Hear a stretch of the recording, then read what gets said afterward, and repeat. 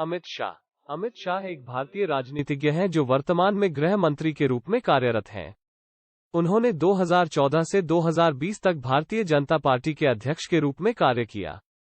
वह गांधीनगर से 2019 के भारतीय आम चुनावों में संसद के निचले सदन, लोकसभा के लिए चुने गए। इससे पहले उन्हें 2017 में गुजरात से संसद के ऊपरी सदन, राज्यसभा के सदस्य के रूप में चुना गया था। 54 साल की उम्र में शपथ ली, वह पूर्णकालिक गृह मंत्री की सेवा करने वाले सबसे कम उम्र के हैं। वो भाजपा के मुख्य रणनीतिकार और नरेंद्र मोदी के करीबी सहयोगी हैं। अपने कॉलेज के दिनों में शाह आरएसएस की छात्र शाखा एबीवीपी के सदस्य थे। 18 साल की उम्र में उन्होंने एबीवीपी में एक स्थान हासिल किया और 1987 में भाजपा में शामिल हो गए। शाह पहली बार गुजरात में 1997 में अहमदाबाद सरखेज को आंशिक रूप से कवर करने वाली सीट के लिए विधायक के रूप में चुने गए थे। उन्होंने 1998, 2002 और 2007 के चुनावों में 2008 में सीट के विघटन तक इसे जारी रखा। इसके बाद वे 2012 में पास के नारनपुरा से चुने गए। मुख्यमंत्री नरेंद्र मोदी के करीबी सहयोगी के रूप में उन्होंने गुजरात राज्य सरकार में कार्यकारी विभागों का कार्यभार संभाला। 2014 के लोकसभा चुनावों के दौरान शाह भारत के सबसे बड़े और राजनीतिक रूप से सबसे महत्वपूर्ण राज्य उत्तर प्रदेश के लिए भाजपा के प्रभारी थे। बीजेपी और उसके सहयोगियों ने 80 में से 73 सीटों पर जीत हासिल की। नतीजतन शाह राष्ट्रीय प्रमुखता तक पहुंचे और जुलाई 2014 में उन्हें पार्टी के राष्ट्रीय अध्यक्ष के रूप में नियुक्त किया गया। उन्होंने 2014 से कई राज्यों के चुनावों में एक आयोजन और सदस्यता प्रचारक भूमिका निभाई है। अपने शुरुआती 2 वर्षों में भाजपा ने महाराष्ट्र, हरियाणा, जम्मू और कश्मीर, झारखंड और असम में विधानसभा चुनावों में सफलता हासिल की, लेकिन दिल्ली में हार गई। और 2015 में बिहार का बड़ा पूर्वी राज्य। 2017 में उन्हें आंशिक रूप से उत्तर प्रदेश, उत्तराखंड, गुजरात और मणिपुर में पार्टी की जीत का श्रेय दिया गया, लेकिन अकाली भाजपा गठबंधन ने पंजाब के बड़े चुनाव में सत्ता खो दी। 2018 में पार्टी ने छत्तीसगढ़, राजस्थान और मध्य प्रदेश राज्यों में सत्ता खो दी। एक साल बाद भाजपा ने शाह के नेतृत्व में 2019 के भारतीय आम चुनाव में बहुमत हासिल करने के लिए 303 सीटें जीती। प्रारंभिक जीवन। शाह का जन्म 22 अक्टूबर 1964 को मुंबई में हुआ था। वो एक गुजराती हिंदू वैष्णव परिवार से थे, जो बनिया थे। उनके परदादा मनसा के छोटे से राज्य के नागर सेठ थे। उनके पिता अनिल चंद्र शाह मानसा के एक व्यवसायी, एक सफल पीवीसी पाइप व्यवसाय के मालिक थे। वो मेहसाणा में स्कूल गए और सीयू शाह साइंस कॉलेज में जैव रसायन का अध्ययन करने के लिए अहमदाबाद चले गए। उन्होंने जैव रसायन में बीएससी की डिग्री के साथ स्नातक की उपाधि प्राप्त की और फिर अपने पिता के व्यवसाय के लिए काम किया। उन्होंने अहमदाबाद में स्टॉक ब्रोकर और सहकारी बैंकों में भी काम किया। शाह बचपन से ही राष्ट्रीय स्वयंसेवक संघ से जुड़े थे। उन्होंने एक लड़के के रूप में पड़ोस की शाखाओं में भाग लिया। वह अहमदाबाद में अपने कॉलेज के दिनों में औपचारिक रूप से आरएसएस के स्वयंसेवक बन गए। वह पहली बार 1982 में अहमदाबाद आरएसएस सर्किल के माध्यम से नरेंद्र मोदी से मिले थे। उस समय मोदी आरएसएस के प्रचारक थे, जो शहर में युवा गतिविधियों के प्रभारी के रूप में काम करते थे। प्रारंभिक राजनीतिक करियर। राजनीति में प्रवेश। शाह ने 1983 में आरएसएस के छात्र विंग, अखिल भारतीय विद्यार्थी परिषद के एक नेता के रूप में अपने राजनीतिक जीवन की शुरुआत की। मोदी के पार्टी में शामिल होने से एक साल पहले वो 1987 में भाजपा में शामिल हुए। वह 1987 में भाजपा की युवा शाखा, भारतीय जनता युवा मोर्चा के एक कार्यकर्ता बने। वह धीरे धीरे भाजयुमो पदानुक्रम में बढ़े, जिसमें उन्होंने वार्ड सचिव, तालुका सचिव, राज्य सचिव, उपाध्यक्ष और महासचिव सहित विभिन्न पदों पर कार्य किया। 1991 के लोकसभा चुनावों के दौरान गांधीनगर में लाल कृष्ण आडवाणी के चुनाव प्रचार प्रबंधक के रूप में उन्हें अपने प्रबंधन कौशल के लिए जाना जाने लगा। 1995 में भाजपा ने केशुभाई पटेल के मुख्यमंत्री के रूप में गुजरात में अपनी पहली सरकार बनाई। उस समय भारतीय राष्ट्रीय कांग्रेस, भाजपा की मुख्य प्रतिद्वंद्वी, ग्रामीण गुजरात में अत्यधिक प्रभावशाली थी। ग्रामीण इलाकों में कांग्रेस को खत्म करने के लिए मोदी और शाह ने मिलकर काम किया। उनकी रणनीति हर गांव में दूसरे सबसे प्रभावशाली नेता को ढूंढने और उन्हें भाजपा में शामिल करने की थी। उन्होंने 8000 प्रभावशाली ग्रामीण नेताओं का एक नेटवर्क बनाया, जो विभिन्न गांवों में प्रधान पद के लिए चुनाव हार गए थे। मोदी और शाह ने राज्य की शक्तिशाली सहकारी समितियों पर कांग्रेस के प्रभाव को कम करने के लिए एक ही रणनीति का इस्तेमाल किया, जिसने राज्य की अर्थव्यवस्था में महत्वपूर्ण भूमिका निभाई। 1999 में शाह अहमदाबाद जिला सहकारी बैंक, भारत के सबसे बड़े सहकारी बैंक के अध्यक्ष के रूप में चुने गए। गुजरात में इस तरह के चुनाव परंपरागत रूप से जाति के आधार पर जीते गए थे और सहकारी बैंकों को पारंपरिक रूप से पटेलों, गडेरिया और क्षत्रियों द्वारा नियंत्रित किया जाता था। इनमें से किसी भी जाति से संबंधित नहीं होने के बावजूद शाह चुनाव जीते। उस समय बैंक पतन के कगार पर था क्योंकि उन्हें 36 करोड़ रुपए का घाटा हुआ था। शाह ने एक साल में ही पलटी बैंक की किस्मत। अगले वर्ष बैंक ने 27 करोड़ रुपए का लाभ दर्ज किया। 2014 तक इसका लाभ बढ़कर लगभग 250 करोड़ रुपए हो गया था। शाह ने यह भी सुनिश्चित किया कि बैंक के 22 निदेशकों में से 11 भाजपा के वफादार हों। मोदी और शाह ने राज्य में खेल निकायों पर कांग्रेस की पकड़ को कम करने की भी मांग की। शाह ने गुजरात राज्य शतरंज संघ के अध्यक्ष के रूप में कार्य किया। 2009 में वह लाभदायक गुजरात क्रिकेट एसोसिएशन के उपाध्यक्ष बने, जबकि मोदी ने इसके अध्यक्ष के रूप में कार्य किया। 2014 में मोदी के भारत के प्रधानमंत्री बनने के बाद शाह जीसीए के अध्यक्ष बने।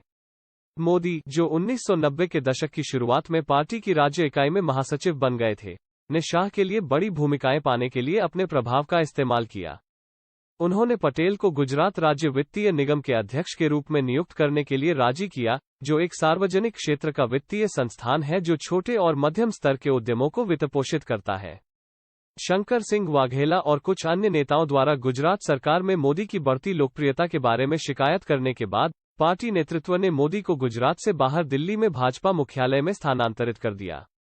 इस समय के दौरान शाह ने गुजरात में मोदी के विश्वासपात्र के रूप में कार्य किया। 1997 में मोदी ने सरखेज में गुजरात विधानसभा उपचुनाव के लिए शाह को भाजपा का टिकट दिलाने के लिए पैरवी की। फरवरी 1997 में उपचुनाव जीतकर शाह विधायक बने। 1998 के विधानसभा चुनाव में उन्होंने अपनी सीट बरकरार रखी। गुजरात राज्य सरकार अकुशल प्रशासन के आरोपों के बाद अक्टूबर 2001 में भाजपा ने केशुभाई पटेल की जगह नरेंद्र मोदी को गुजरात के मुख्यमंत्री के रूप में नियुक्त किया। अगले कुछ वर्षों में मोदी और शाह ने धीरे धीरे अपने राजनीतिक प्रतिद्वंद्वियों को दरकिनार कर दिया। शाह ने 2002 का विधानसभा चुनाव अहमदाबाद के सरखेज निर्वाचन क्षेत्र से लड़ा। उन्होंने 158,036 मतों के साथ सभी उम्मीदवारों में सबसे अधिक अंतर से जीत हासिल की। उन्होंने 2007 के विधानसभा चुनाव में अपनी जीत के अंतर में सुधार किया, जिसमें उन्होंने सरखेज से फिर से जीत हासिल की। गुजरात के मुख्यमंत्री के रूप में मोदी के 12 साल के कार्यकाल के दौरान शाह गुजरात के सबसे शक्तिशाली नेताओं में से एक के रूप में उभरे। 2002 का चुनाव जीतने के बाद वो मोदी सरकार में सबसे कम उम्र के मंत्री बने और उन्हें कई विभाग दिए गए। एक समय में उन्होंने 12 विभागों को संभाला: गृह, कानून और न्याय, जेल, सीमा सुरक्षा, नागरिक सुरक्षा, उत्पाद शुल्क, परिवहन, निषेध, होमगार्ड, ग्राम रक्षक दल, पुलिस, आवास और विधायी और संसदीय कार्य। 2004 में कांग्रेस के नेतृत्व वाली सरकार ने आतंकवाद रोकथाम अधिनियम को निरस्त करने की अपनी मंशा की घोषणा की, जिसे उन्होंने प्रतिगामी कहा। विपक्ष के वॉकआउट के बीच शाह ने गुजरात राज्य विधानसभा के माध्यम से गुजरात संगठित अपराध नियंत्रण विधेयक पेश किया। शाह ने गुजरात धर्म की स्वतंत्रता विधेयक को पारित करने के लिए मोदी सरकार को समझाने में भी महत्वपूर्ण भूमिका निभाई, जिसने गुजरात राज्य में धर्मांतरण को मुश्किल बना दिया। राष्ट्रीय राजनीति में उदय। मोदी के भाजपा के प्रधानमंत्री पद के उम्मीदवार बनने के बाद शाह का प्रभाव पार्टी में भी बढ़ गया। उन पर लाल कृष्ण आडवाणी, सुषमा स्वराज, मुरली मनोहर जोशी और जसवंत सिंह जैसे अन्य भाजपा नेताओं को दरकिनार करने का आरोप लगाया गया था। इस समय तक शाह ने एक उत्कृष्ट चुनाव अभियान प्रबंधक के रूप में पहचान प्राप्त कर ली थी और उन्हें आधुनिक चाणक्य और मास्टर रणनीतिकार करार दिया गया था। शाह को भाजपा महासचिव नियुक्त किया गया और उन्हें उत्तर प्रदेश का प्रभार दिया गया। उन्हें मोदी ने नहीं बल्कि राजनाथ सिंह ने चुना था, जो शाह द्वारा गुजरात में विभिन्न कांग्रेस नियंत्रित संगठनों के नियंत्रण में प्रदर्शित कौशल से प्रभावित थे। यह निर्णय पार्टी के कई सदस्यों के साथ अच्छा नहीं रहा, जिन्होंने उन्हें अपने खिलाफ आपराधिक आरोपों के कारण एक दायित्व के रूप में देखा। शेखर गुप्ता जैसे राजनीतिक विश्लेषकों ने इस फैसले को एक बड़ी भूल करार दिया। उत्तर प्रदेश आम चुनाव।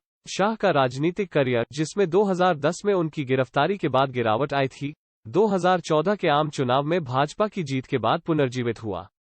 उत्तर प्रदेश में, जहां शाह प्रभारी थे, भाजपा और उसके सहयोगियों ने 80 में से 73 सीटें जीती। शाह को चुनाव से एक साल से भी कम समय पहले 12 जून 2013 को उत्तर प्रदेश में भाजपा के प्रचार अभियान का प्रभारी बनाया गया था। फरवरी 2012 के बाद से शाह ने उत्तर प्रदेश में काफी समय बिताया, जहां उन्होंने 2012 के यूपी विधानसभा चुनावों में समाजवादी पार्टी की जीत के कारणों को समझने की कोशिश की। शाह ने महसूस किया कि मतदाता समाजवादी पार्टी से असंतुष्ट थे, जिसके बारे में उनका मानना कि वह जीत के बाद अपने चुनावी वादों को पूरा करने में विफल रही। उन्होंने सरकारी नौकरियों और शिक्षा में 27% ओबीसी कोटे के भीतर अल्पसंख्यकों के लिए 4.5% आरक्षण बनाने के यूपी सरकार के फैसले से ओबीसी मतदाताओं की नाराजगी का भी फायदा उठाया। शाह ने उम्मीदवार के चयन की देखरेख की, उम्मीदवार की स्थानीय लोकप्रियता और जीतने की क्षमता पर जोर दिया, क्योंकि उम्मीदवार की पार्टी की वफादारी या विचारधारा के विपरीत चयन के लिए एकमात्र मानदंड था। उनकी टीम ने अनुमान लगाया कि भाजपा के पारंपरिक समर्थकों में से केवल 35% ने यूपी चुनाव में मतदान किया था। इसलिए उन्होंने बूथ स्तर पर घर घर जाकर प्रचार करने पर फोकस किया। उन्होंने राज्य के 140,000 मतदान केंद्रों में से प्रत्येक के लिए 7 से 10 सदस्यीय प्रबंधन समिति का गठन किया। प्रत्येक बूथ के लिए उनकी टीम ने मतदाताओं की सूची इकट्ठी की और उनके पास पहुंची। शाह की टीम ने दूर दराज के इलाकों में लोगों तक पहुंचने के लिए 450 जीपीएस सक्षम मोबाइल वैन का इस्तेमाल किया, जहां मीडिया की पहुंच नगण्य थी। शाह ने 80 लोकसभा क्षेत्रों में से 76 को कवर किया। उन्होंने मोदी पर वाराणसी से चुनाव लड़ने पर भी जोर दिया। शाह ने मोदी को जमीनी स्तर पर प्रचार के लिए आरएसएस के स्वयंसेवकों का इस्तेमाल करने के लिए राजी किया, जो भाजपा के लिए बेहद फायदेमंद साबित हुआ। हालांकि आरएसएस आधिकारिक तौर पर चुनाव प्रचार में शामिल नहीं था, शाह ने अपने स्वयंसेवकों का इस्तेमाल प्रचारकों को संगठित करने और उन पर निगरानी रखने के लिए किया। उदाहरण के लिए, आरएसएस के स्वयंसेवक एक भाजपा कार्यकर्ता के एक निश्चित संख्या में घरों को लक्षित करने के दावों की जांच करेंगे। शाह ने मोदी के लिए मेगा रैलियां आयोजित करने में भी मदद की। अन्य प्रमुख राजनीतिक दलों की तरह भाजपा ने लोगों को रैली स्थल तक पहुंचाने के लिए प्रति गांव एक वैन की व्यवस्था की। हालांकि दूसरों के विपरीत, शाह ने फैसला किया कि भाजपा इन वाहनों को किराए पर लेने के लिए पैसे नहीं देगी। इसके बजाय उन्होंने घोषणा की कि परिवहन का आयोजन करने वाले पार्टी कार्यकर्ता अपने गांवों में भाजपा इकाइयों के नेता होंगे। इस रणनीति ने सुनिश्चित किया कि कई स्थानीय ग्राम नेताओं ने मोदी की जीत में हिस्सेदारी विकसित की। आलोचकों ने शाह पर धार्मिक आधार पर यूपी के मतदाताओं का ध्रुवीकरण करने की कोशिश करने का आरोप लगाया। पार्टी की स्थानीय समिति के साथ बैठक के लिए अयोध्या का दौरा करते हुए उन्होंने अयोध्या विवाद को उठाया। भाजपा ने 2013 के मुजफ्फरनगर दंगों के दौरान हिंसा भड़काने के आरोपी 3 उम्मीदवारों को मैदान में उतारा था। इन्हें पार्टी के हिंदू राष्ट्रवादी आधार को निशाना बनाने के प्रयासों के रूप में देखा गया। शाह के खिलाफ मुजफ्फरनगर में एक भाषण के लिए प्राथमिकी दर्ज की गई थी, जहां उन्होंने मतदाताओं से अपने वोटों के माध्यम से बदला लेने का आग्रह किया था। उन्होंने लखनऊ में सुन्नी मुसलमानों के प्रति शिया मुस्लिमों की नफरत का भी फायदा उठाया। शाह ने उत्तर प्रदेश के बाहर भाजपा की चुनाव प्रचार रणनीति में भी महत्वपूर्ण भूमिका निभाई। उन्होंने एक मजबूत नेता के रूप में मोदी की छवि बनाने पर ध्यान केंद्रित किया। कई बार उन्होंने कई रणनीतिक प्रचार मुद्दों पर मोदी का भी विरोध किया। उदाहरण के लिए, जब मोदी ने अपने प्रतिद्वंद्वी और संभावित चुनाव के बाद की सहयोगी ममता बनर्जी की प्रशंसा की, तो शाह ने जोर देकर कहा कि भाजपा को मोदी बनाम सभी रणनीति से नहीं हटना चाहिए। शाह पट्टली मक्कल काची जैसे क्षेत्रीय दलों के साथ भाजपा के गठबंधन बनाने के लिए भी जिम्मेदार थे। भाजपा के अध्यक्ष 2014-2019 जुलाई 2014 में भाजपा के केंद्रीय संसदीय बोर्ड ने सर्वसम्मति से शाह की पार्टी के अध्यक्ष के रूप में नियुक्ति को मंजूरी दी। 24 जनवरी 2016 को उन्हें सर्वसम्मति से पार्टी के अध्यक्ष के रूप में फिर से चुना गया। पार्टी अध्यक्ष बनने के बाद शाह ने एक आक्रामक सदस्यता अभियान शुरू किया और मार्च 2015 तक भाजपा ने 100 मिलियन सदस्यों का दावा किया था। 2014 से 2016 तक भाजपा ने महाराष्ट्र, हरियाणा, जम्मू और कश्मीर, झारखंड और असम में विधानसभा चुनावों में सफलता हासिल की, लेकिन दिल्ली और बिहार में चुनाव हार गई। शाह ने 2017 के विधानसभा चुनावों में भी प्रचार किया, जिसके परिणामस्वरूप उत्तर प्रदेश और उत्तराखंड में पार्टी को सफलता मिली। हाल के चुनावों में यह भाजपा का सबसे बड़ा रन था। उन्होंने 403 में से 312 सीटें जीतीं। भाजपा ने मणिपुर में भी प्रगति की। भाजपा ने 2017 के गुजरात विधानसभा चुनाव में रिकॉर्ड 6 बार जीत हासिल की और 2017 के हिमाचल प्रदेश विधानसभा चुनावों के दौरान कांग्रेस से सत्ता छीन ली। मार्च 2018 में भाजपा ने पहली बार वाम शासित उत्तर पूर्वी राज्य त्रिपुरा में जीत हासिल की, जहां उन्होंने 2/3 वोट जीते। भाजपा ने नागालैंड और मेघालय में भी लाभ कमाया और अपने सहयोगियों के साथ दोनों राज्यों में सरकार बनाई। शाह ने 2019 के भारतीय आम चुनाव में भाजपा की जीत का नेतृत्व किया। वे सबसे सफल भाजपा अध्यक्ष बने। चुनाव प्रचार के दौरान उन्होंने 543 लोकसभा क्षेत्रों में से 312 का दौरा किया, 18 रोड शो, 161 जनसभाएं और 1500 से अधिक भाजपा बैठकें की। शाह ने भाजपा कार्यकर्ताओं को 300 सीटों को पार करने का एक दुस्साहसिक लक्ष्य दिया था, जिसे उन्होंने मिशन 300 पार कहा था। मिशन को उनके नेतृत्व में पार्टी अध्यक्ष के रूप में पूरा किया गया था, जो भारत के राजनीतिक इलाके में भाजपा के निर्विवाद राजा को मजबूत कर रहा था। वह चाणक्य के प्रशंसक हैं और उन्हें अक्सर आधुनिक चाणक्य के रूप में जाना जाता है, जिन्होंने युवा चंद्रगुप्त मौर्य द्वारा नंद वंश को कुशलता से बदल दिया था। 2016 में अपने नई दिल्ली स्थित आवास पर चाणक्य के एक चित्र के बारे में सवालों के जवाब में उन्होंने कहा, मैं प्रशंसा करता हूं चाणक्य क्योंकि वह जानकार थे। उनके सूत्र शाश्वत हैं। अर्थशास्त्र, राजनीति, शासन की समस्या सभी हैं। भागवत पुराण उनकी पसंदीदा पुस्तकों में से एक है, जिसका अध्ययन उन्होंने जेल में रहने के दौरान किया था। केंद्रीय कैबिनेट मंत्री, गृह मंत्री शाह ने 30 मई 2019 को कैबिनेट मंत्री के रूप में शपथ ली और 1 जून 2019 को गृह मंत्री के रूप में पदभार ग्रहण किया। 5 अगस्त 2019 को शाह ने राज्यसभा में अनुच्छेद 370 को खत्म करने और जम्मू और कश्मीर राज्य को 2 भागों में विभाजित करने का प्रस्ताव पेश किया। जम्मू और कश्मीर केंद्र शासित प्रदेशों में से एक के रूप में कार्य करता है और लद्दाख एक अलग केंद्र शासित प्रदेश के रूप में कार्य करता है। सितंबर 2019 में शाह ने इस बारे में बात की कि कैसे भारत को एक एकीकृत भाषा की आवश्यकता है। उन्होंने कहा कि देश को एकजुट करने और दुनिया में भारत का प्रतिनिधित्व करने के लिए हिंदी भाषा बोलनी चाहिए। उन्होंने एक ट्वीट में भारतीयों से हिंदी भाषा का प्रयोग बढ़ाने की भी अपील की। 19 नवंबर 2019 को शाह ने भारतीय संसद की राज्यसभा में घोषणा की कि राष्ट्रीय नागरिक रजिस्टर पूरे देश में लागू किया जाएगा। दिसंबर 2019 में उन्होंने नागरिकता अधिनियम 2019 पेश किया, जो धार्मिक रूप से प्रताड़ित अल्पसंख्यक समुदायों को भारतीय नागरिकता प्रदान करता है, जो पाकिस्तान, बांग्लादेश और अफगानिस्तान के मुस्लिम बहुल देशों से 2015 से पहले देश में चले गए थे। पूर्वोत्तर भारत में अधिनियम ने स्थानीय संस्कृति और राजनीति पर आप्रवास के प्रभाव के बारे में चिंता जताई, जिसके कारण लोगों ने अधिनियम के खिलाफ विरोध किया। अन्य जगहों पर विपक्षी दलों ने भारत के बहुलवाद के लिए हानिकारक के रूप में मुसलमानों के अधिनियम के बहिष्कार की आलोचना की। शाह ने जोर देकर कहा कि बिल मुस्लिम विरोधी नहीं था, क्योंकि इसने नागरिकता के लिए उनके मौजूदा रास्ते को नहीं बदला। चुनावी प्रदर्शन 1989 से शाह ने विभिन्न स्थानीय निकायों के लिए 28 चुनाव लड़े हैं। विवादों शाह पर फर्जी मुठभेड़ों और 2002 के दंगों से संबंधित मामलों में गुजरात सरकार के खिलाफ गवाही देने वाले पुलिस अधिकारियों को दरकिनार करने का आरोप लगाया गया था।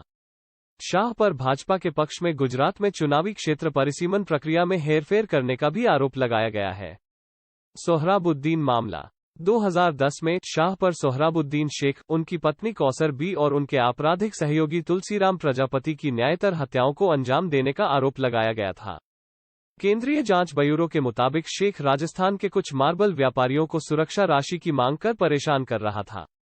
सीबीआई ने दावा किया कि इनमें से 2 संगमरमर व्यापारियों ने शाह को पुलिस अधिकारियों डीआईजी डीजी वंजारा और एसपी राजकुमार पांडियन। सीबीआई ने फोन कॉल रिकॉर्ड पेश किया, जिससे पता चलता है कि शाह आरोपी पुलिस अधिकारियों के संपर्क में थे जब पीड़ित उनकी हिरासत में थे।